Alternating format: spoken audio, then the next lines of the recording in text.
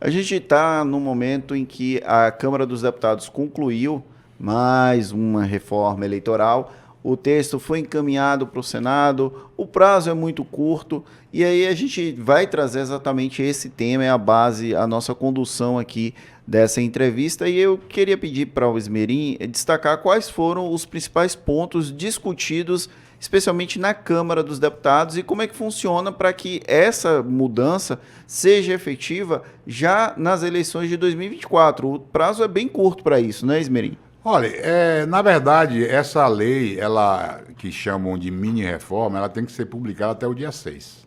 Então, hoje já é 2. Eu penso que a Câmara do Deputado atrasou muito de fazer, era uma coisa para ter feito lá para junho, julho. Fez em cima da hora, inclusive, se for para o Senado e o Senado modificar alguma coisa, não vai poder entrar em vigor. Então, eu acho que subiu no telhado.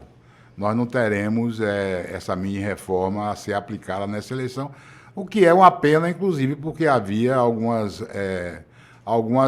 avanços interessantes. Claro que havia alguns retrocessos, como sempre, você não pode ter nada 100%, mas havia alguns avanços do ponto de vista da organização da eleição, e a gente lamenta muito, mas eu acho difícil que isso ocorra. Quais eram esses avanços que a gente conseguia vislumbrar no texto que chegou a ser aprovado na Câmara dos Deputados? Olha, você tinha uma garantia, talvez até ainda pequena, de eleição de mulheres, né?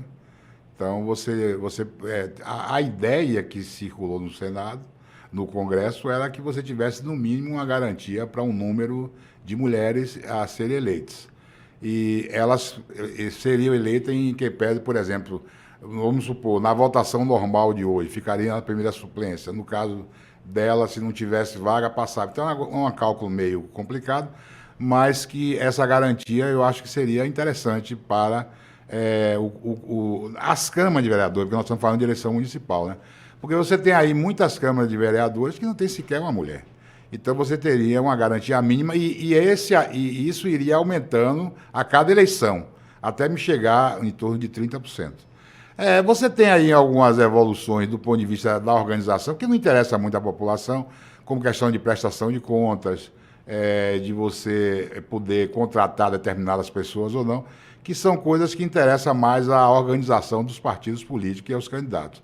Não se falou, por exemplo, em fundo eleitoral, isso ninguém está tocando nesse assunto, me parece que vai ficar naqueles 4 bilhões e 900, quase 5 bilhões, né? Em função, e com o reajuste ainda, né? Sim, no final do ano tem um orçamento. Né? Então, isso ficou como estava. E a gente,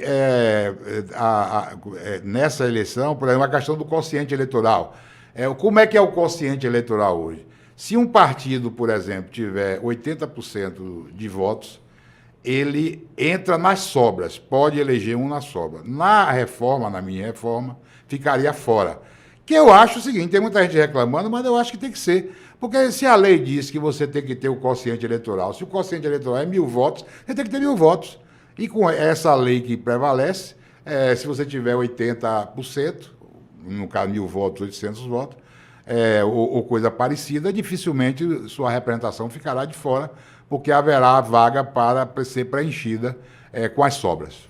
Além desses avanços em discussão, a gente também viu um debate bem profundo sobre retrocessos, especialmente com a reserva de recursos para as candidaturas de mulheres e até para a questão também dos negros.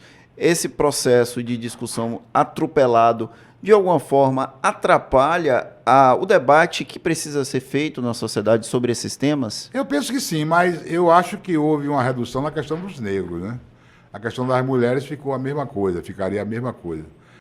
Se você lança 30% dos recursos vão para elas. 30% de propaganda também, né?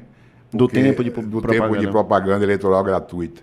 Então, eu acho que é uma boa ideia, sem ser a 51, né? É uma boa ideia, mas que precisava de mais discussão. Aí foi que o Senado botou o pé no freio e não deixou avançar.